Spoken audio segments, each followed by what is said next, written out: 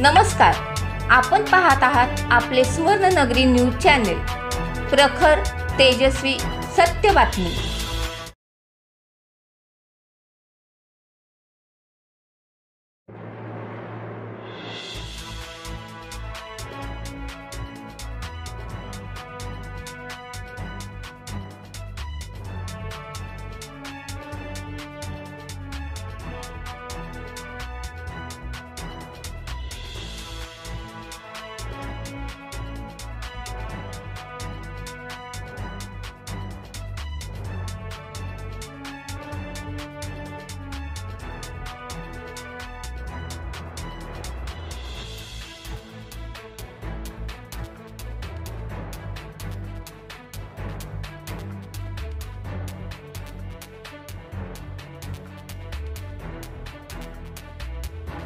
माननीय SP sir Sandeep Ghuge sir, additional SP ऋतू खोकर madam व शहर DYSP अण्णासाहेब जाधव सर यांच्या मार्गदर्शनाखाली सांगली पोलीस ठाणे हद्दीमध्ये अवैध धंदे त्याचप्रमाणे वेगवेगळ्या प्रकारचे गुन्हेगारी करणाऱ्या इसमांना रोखण्याचं आदेश देण्यात आले होते।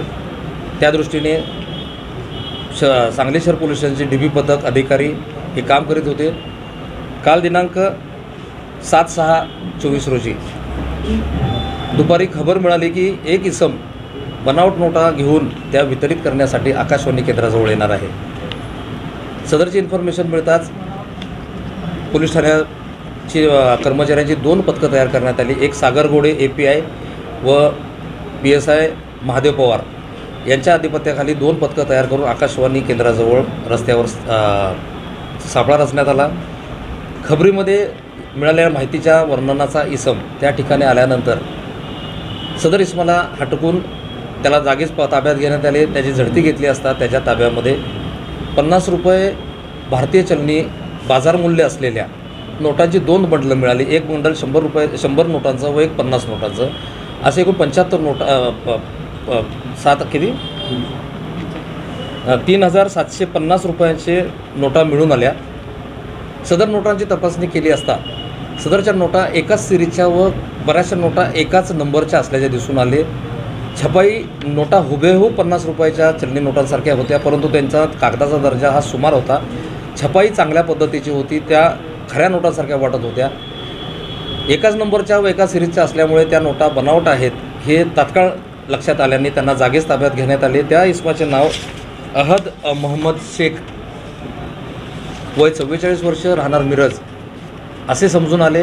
सदर इसमाला ताब्यात घेऊन त्याच्याविरोधात सांगली शहर पोलीस ठाण्याला भारतीय चलनातील नोटांसारख्या बनावट हुबेहूब नोटा छापून भारतीय अर्थव्यवस्थेत हानी पोचवण्याचा कट रचला म्हणून सचिन जयसिंग शिंदे, पोलीस हवालदार 548 यांच्या सरकारतर्फे फिर्यादीवरून गुन्हा दाखल करण्यात आला। सदर आरोपीला अटक करण्यात आली। अटक केल्यानंतर त्याच्याकडे केलेल्या चौकशीमध्ये व तपासामध्ये त्याने सदरच्या नोटा ह्या त्याच्या स्वतःच्या घरात कारखाना बनवून, छपाईचा कारखाना बनवून स्वतः छापल्या असल्याचे निष्पन्न झाले। त्याप्रमाणे तात्काळ 2 50 पाचारण करून सदर त्या ठिकाणी छापा घातला असता बनावट नोटा छापण्याचा एक छोटेखानी कारखाना त्या ठिकाणी असल्याचे दिसून आले। त्या ठिकाणी पोलिसांना scanner, printer, offset printing machinery,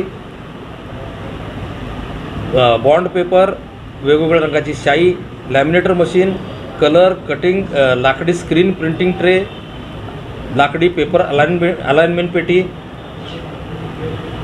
hair dryer, colour कागद अशा पद्धतीच्या यांत्रिक साहित्य मिळून आले। त्याचप्रमाणे अर्धवट छापलेल्या बनावट नोटा देखील मिळून आलेल्या आहेत। त्या अद्याप कटिंग करून बंडल बांधणं बाकी होतं। अशा पद्धतीचा एकूण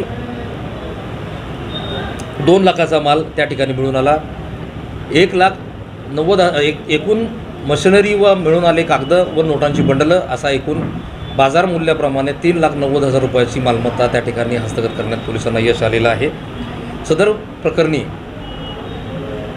पोलिसांना आणखी तपास करण्यात येत असून सदर आरोपीचे आंतरराज्य कनेक्शन असण्याची शक्यता आहे. कर्नाटकमध्ये किंवा लोकल स्थानिक लेवलवर हे वितरित करण्याची यंत्रणा तो कशा प्रकारे राबवत होता याबाबत तपास चालू आहे. सदर आरोपीला पोलीस आज मान्य कोर्टामध्ये हजर केले असता 5 दिवसाची पोलीस कस्टडी रिमांड मंजूर झालेला आहे. आरोपीचा पूर्व इतिहास त्याचप्रमाणे आणि त्यांनी किती नोटा अशा प्रकारे बनवून बाजारात वितरित केलेल्या आहे, कोणामार्फत केलेल्या आहेत, याच्यामध्ये आणखीन कोण मोठे साखळे आहे का याबाबत तपास चालू आहे. धन्यवाद.